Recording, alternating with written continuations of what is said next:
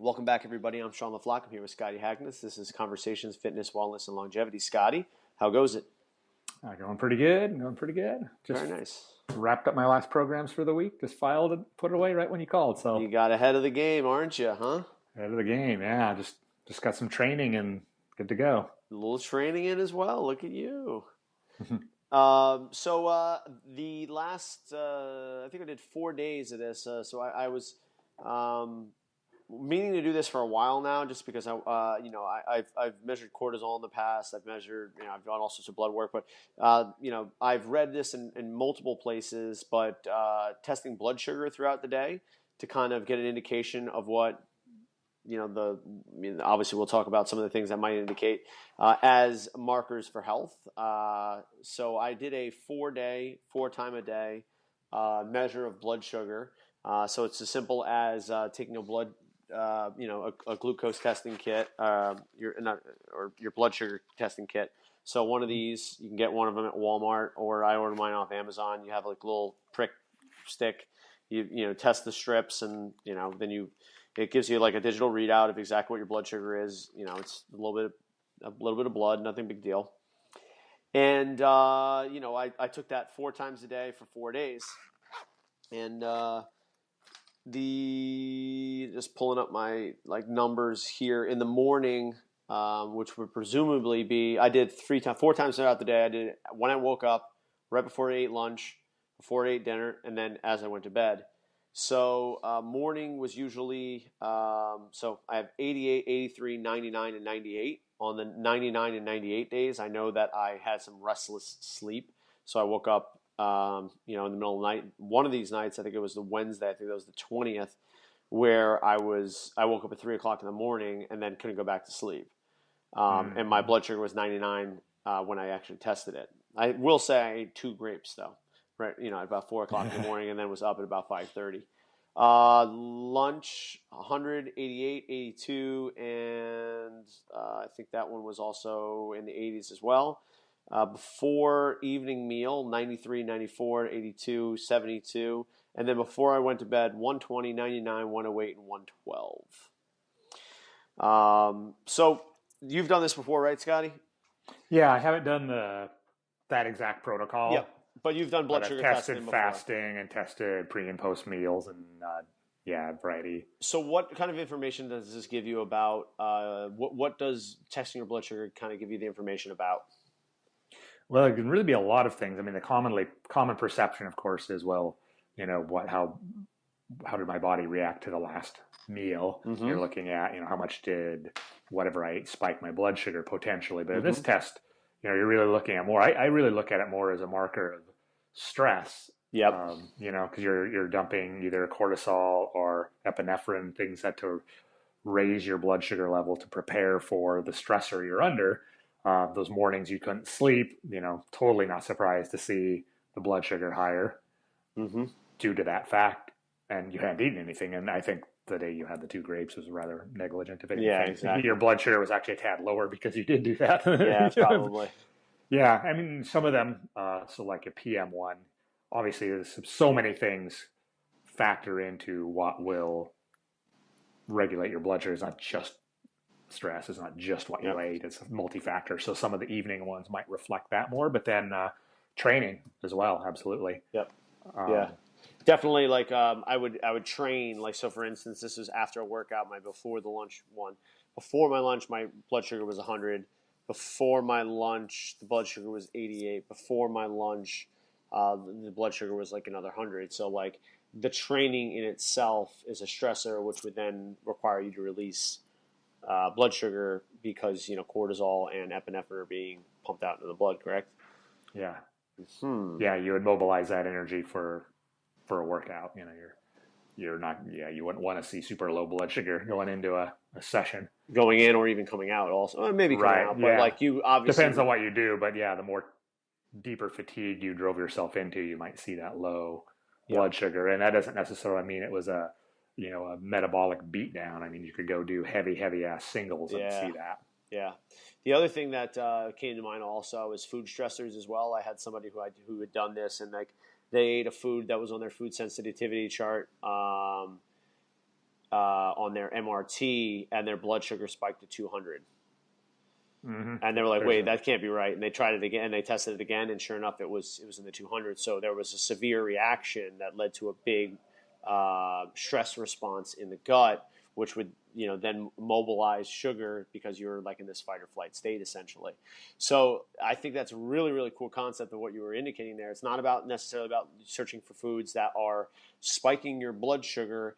It's about not only the foods that you're eating that potentially could have high glycemic kind of deal or food sensitivity, or are the activities and stressors within my everyday causing my blood sugar to be, at these levels, whether they're completely, inverse or depleted or constantly high, whatever they might be. Right. Exactly. Yeah. And you wouldn't want to see the opposite either, where, the blood sugars were really running quite low. Yeah. Um, Then you're almost completely like dead at that point, pretty much. Totally. Yeah. And you're certainly not going to feel that good, not going to mentally function that good, and you're not going to physically function that good in that state either. Yep. So what did you repair damage? Yeah. So what did you find when you tested your stuff? Anything interesting?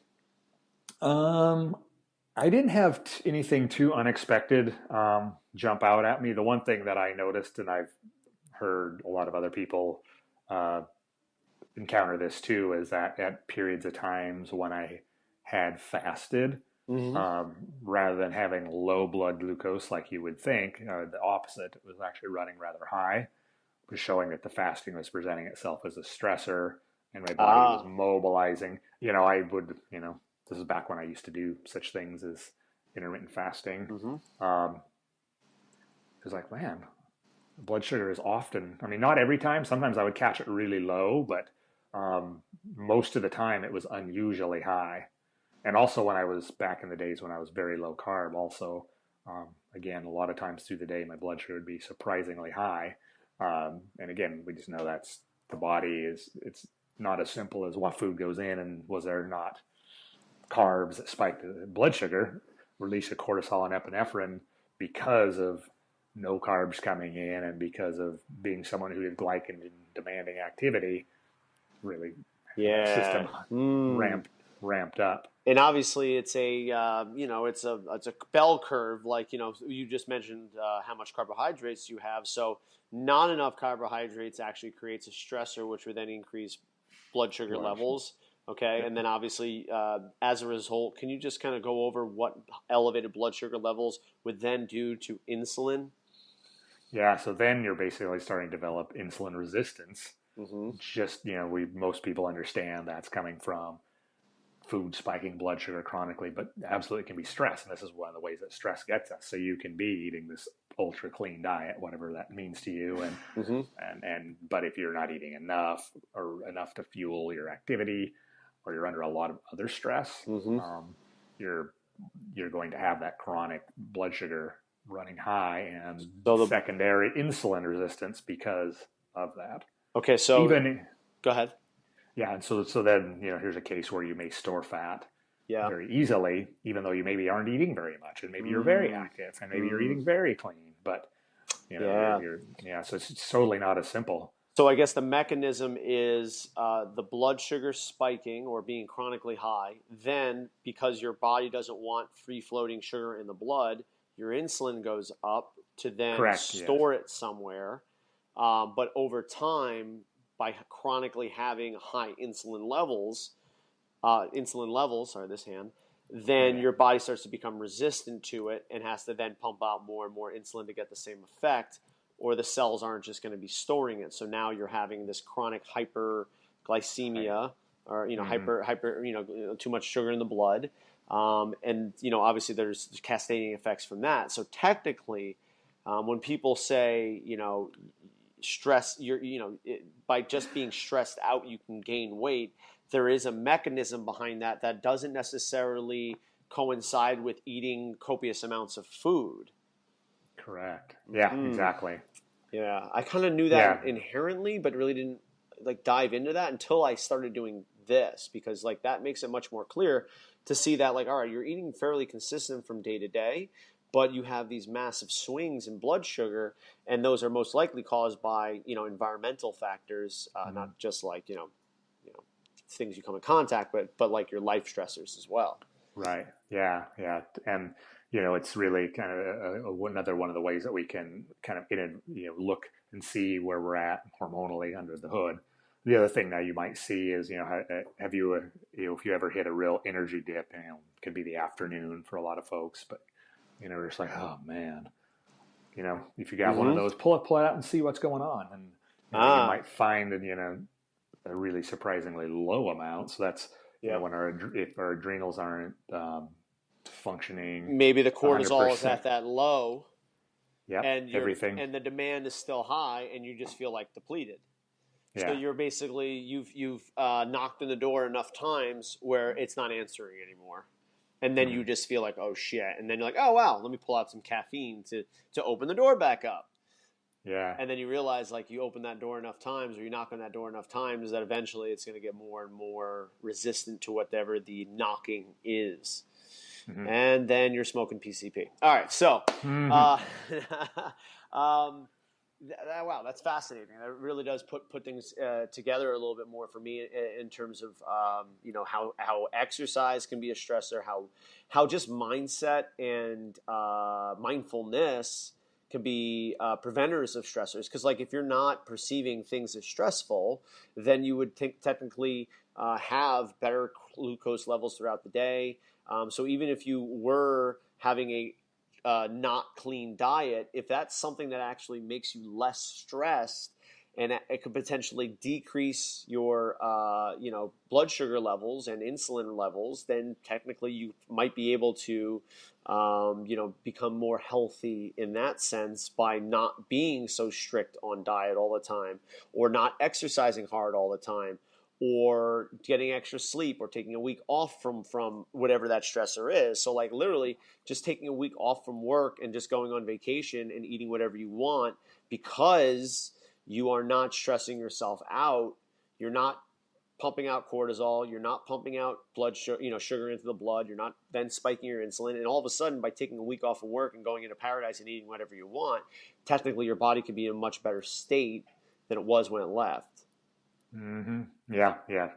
It starts to explain why some of these things paradoxical. I mean, I don't even know how many times I've heard people, go on vacation and come back and say, I eat like crap. I thought I was going to gain all this weight. I came back, I'm this much lighter. I'm visually leaner. And like, it's time and time again for years I've heard that, and I've heard other coaches talk about that as well. And it's your mindset around it. Exactly. Yeah. And then it kind of like you could take it one step further. It's like, all right, if that is the case, what was this stressor, and how can we minimize the effects of the stressor, given the fact that you probably can't remove that stressor? So say it is your job. All right, cool. So you went on vacation for a week. You feel super, super good afterward. Your insulin sensitivity has returned. You feel better. Your sleep is better. All right, how can you take that and then, extrapolate that out further so that you can kind of, maximize your health in the long term, given those circumstances? Yeah, that's the $1 million question. Is and I think it's a noble goal to work toward, and something I think probably all of us have challenges here and there with. Yeah.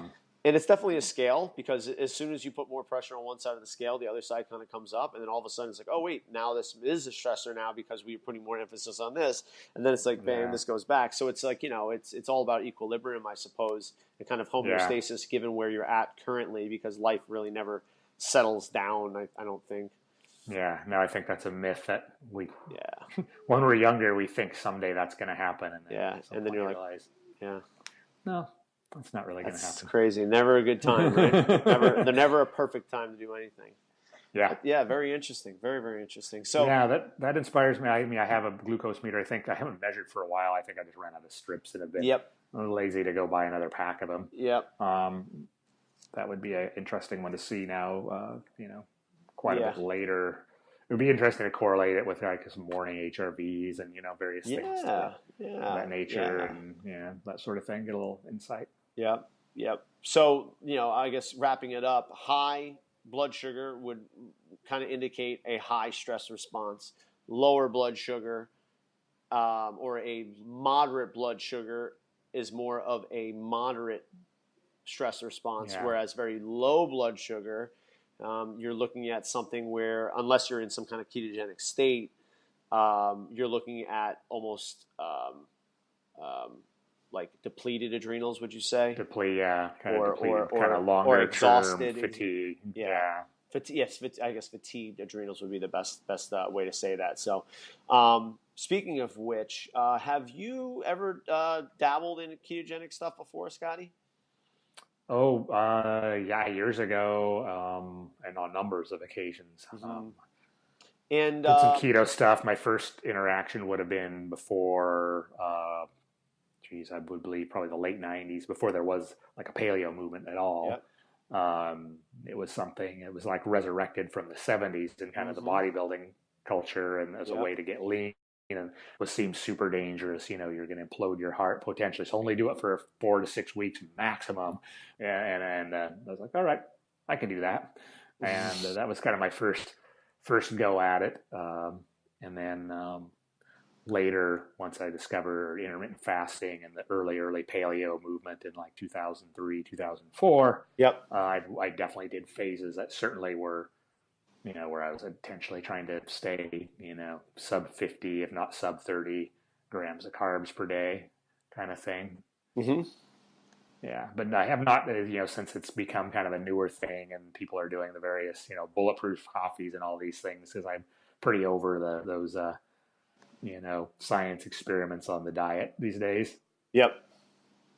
Yeah, I know. You've tinkered enough. You're like, all right, I know what kind of works now. I know it doesn't work. But, I was talking to some people about it because obviously there's always just like this resurgence, like you said, like old becomes new again. And we have more and more ability to kind of control this stuff. There's more supplementation now where we can kind of get into ketogenic states more easily and stay in those states. There's more products out. I was actually listening to a Joe Rogan podcast. There's I think he's I want to say is a biochemist who he had on who specializes in interventional medicine with ketogenic diets. So obviously you have to take everything he says with a grain of salt because obviously they say there's about 20 to 30 diseases that are treatable with ketogenic diets, and we're not talking about intermittent fasting type stuff. We're talking about like full on low carb, living off ketones. And he actually mentioned that it could take up to 6 months for people to get into a ketogenic state. Interesting. Yeah. Yeah, I would say that I never was, I would have had. And to adapt it to it as well. Yeah. So the thing I always found, and this goes back kind of coincidentally to what we were talking about earlier, is that one of the things, even in the early phases, we talked about, we'll get some keto strips, see if you're in ketosis. Yep. And I really never got much of a marked rise in ketones at any phase of doing ketogenic diets. And this was in the early phase and then the later kind of paleo-y phase of it. And when I did get a blood glucose meter, my blood glucose was always usually rather surprisingly high. Mm-hmm. So I've, and maybe there is a deeper adaptation, like what you just mentioned, in the 6 months, because I would have certainly had, off the diet days here and there. I don't know how much, if you have to be 100% strict for 6 months or what the protocol is, but I always assumed that, at least my physiology did not go into ketosis very well. It stayed ramped up with gluconeogenesis processes cranking along, probably due to the way I exercised through all these phases. Whereas if I had been more or less a couch potato, or I did, breathing, yoga, and walking as my activity, maybe it would have been somewhat different. I think one of the other things is when you do go so low sugar and you're not able to readily produce the ketones yet. So this actually might be an indication of what was going on for you, because they kind of talked about that, is like if you're not able to produce ketones quick enough, then you will go through gluconeogenesis, and then you're just basically spinning your wheels because you're just going to be continuing to metabolize glucose. So they have now supplementation that's basically you're taking in ketones so that you don't go into gluconeogenesis and you don't muscle waste either. and blunts it a little bit. Yeah. I Exactly. mean, I certainly must have gotten, Yeah. another theory I had heard, kicked around back then and also potentially made sense because I really did do it for quite a few years. Yep. My cheats were super minimal. Um, is that, I was using a lot of what was available. I wasn't wasting it in the urine. Mm. Because I definitely did gain, during my super low carb over the course of a little over a year, I gained, I think, about 15 pounds of muscle at one point Oh, wow. without any fat whatsoever. Oh, wow. So there was clearly some mechanisms that happened. And I did it on a second occasion too, after I had dieted down for something, and I put, and so I clearly was getting into an anabolic state in those phases. Um, Yeah. so Yeah, hard to so say whether. take what you want from that. Obviously, you weren't doing a ton of metabolic training during that time as well, or No, the time I was still pretty oh wow. straight up. This would have been 2006 ish, So you maybe. were a true kind of ketogenic, anabolic, CrossFit ish. CrossFit. Yeah. I mean, I would have definitely done some lifting and gymnastic strength work on the side and then done WODs Mm-hmm. and movement work. But So what happened with that there, Scotty? Did you kind of get to a tipping point where you're just like, this isn't sustainable for me anymore? well, yeah, the problem is, I think, as I really continued ramping up stuff like in 2009, kind of prepping for, the games that year. And I just after that, I wasn't able to reach levels I had been to Mm. a number of years back on a number of things. Something skill based and strength based, I was getting better, and I wasn't sure. That's when I had some bunch of testing, and I had high insulin, markers that would suggest insulin resistance, low testosterone, low Yeah. adrenals were south, estrogen was oddly high. Basically Mm. the full hormonal cooked panel, Yep. and that was when I started.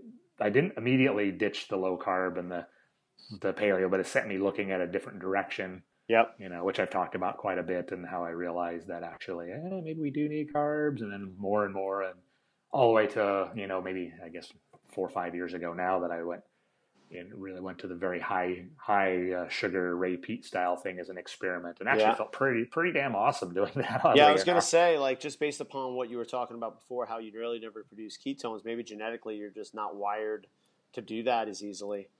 Yeah, I think, yeah, I must be, and I haven't had any, specific tests, but I must do pretty well with carbs. So I've eaten, my diet now for like 5 years is largely carbohydrate based, and I still have those Harpenden calipers from when I did biosig, and Mm-hmm. I take a check on my abdominal skin folds, and they're still about as low as they ever were when I Yeah. was fasting and Yeah. ketogenic and eating super clean. And honestly, Yeah.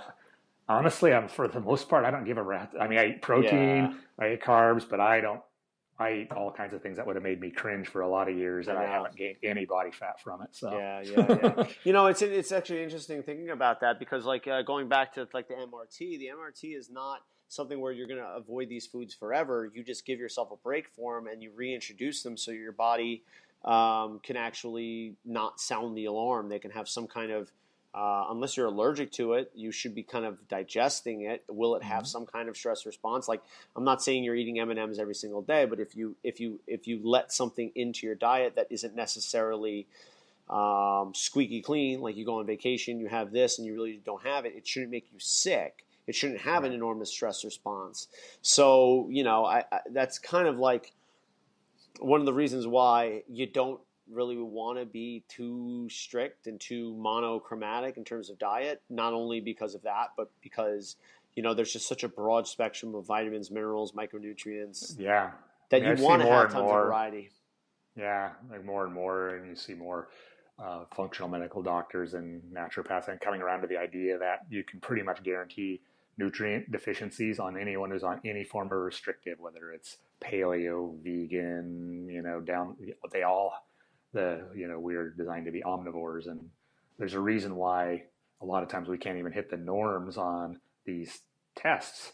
Which, think about that. I mean, people are eating super clean are deficient compared to the average American that the standards are I based know, on, right? and you see that really often, and so it's I think we need the spectrum, and I look at I think we've probably all heard this analogy, the bucket or the glass, Mm-hmm.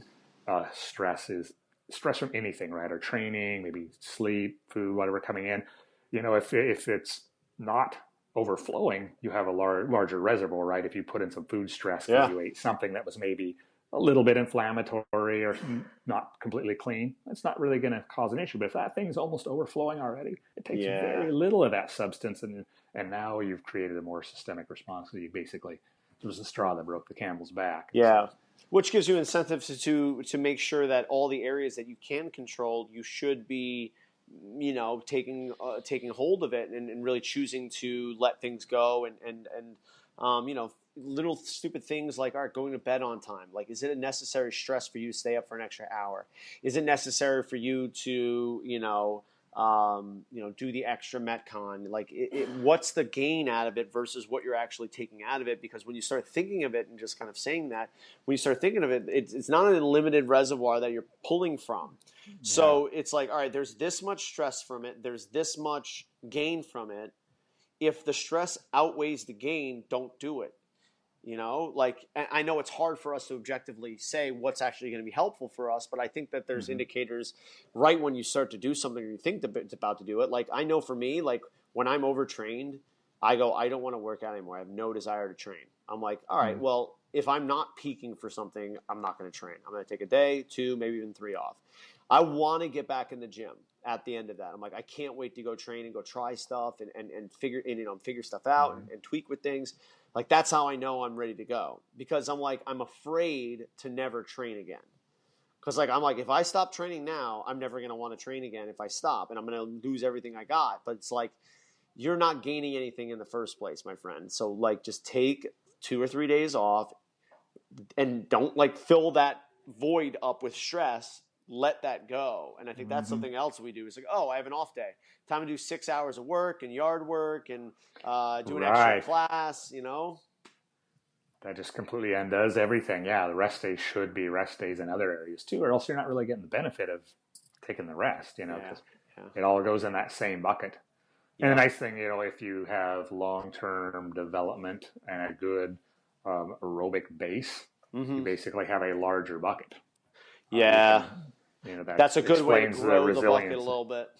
Yeah, yeah. But with that said, because there's so many type A people in the fitness world, you can't grow the bucket too quickly, because if you try to grow it too quickly, it overflows. It can only be expanded slowly over time and consistent work. Yeah, exactly. So I think that's one of the things that people don't respect is that, like, oh, all right, I did 20 minutes of Z1 work this week. Okay, now I can do 60 minutes, or now I can do higher intensity stuff. I was like, no, dude, like, you need months of this. You need to get to the point where this is no longer stressful for you. Like, when Mm-hmm. you've overcome the all right, this is boring, like at that point, then you can go ahead and either lay in more volume or layer in more intensity based upon what you're actually trying to get out of it. Yeah. So you got anything else there, Scotty? No, I think it's a good one today. Yeah, man, we had Definitely. a Yeah. couple good topics here. Yeah. If you do end up tinkering around with that, let me know. And I'd like I'll to definitely let you know. Yeah, we'll hear definitely some talk about things. that. Again, like, in using that tool, and then putting it into a different context and seeing what you know now versus what you knew then, I think would be a really cool thing to kind of tinker with. Let's get some good information out of it. Yeah, totally. Definitely. So I will attempt to do that here in the next couple of weeks, hopefully. Perfect. Cool. All right, Scotty. All right. Well, I am Sean LaFlock. You can get me at SeanAcrossTheDeltaBeach.com. I'm Scott Hagness. You can get me at scott@crossfitportland.com. We did it, Scott. Good work, buddy. All right. I'll see you next Take week. care. Good work. Yeah.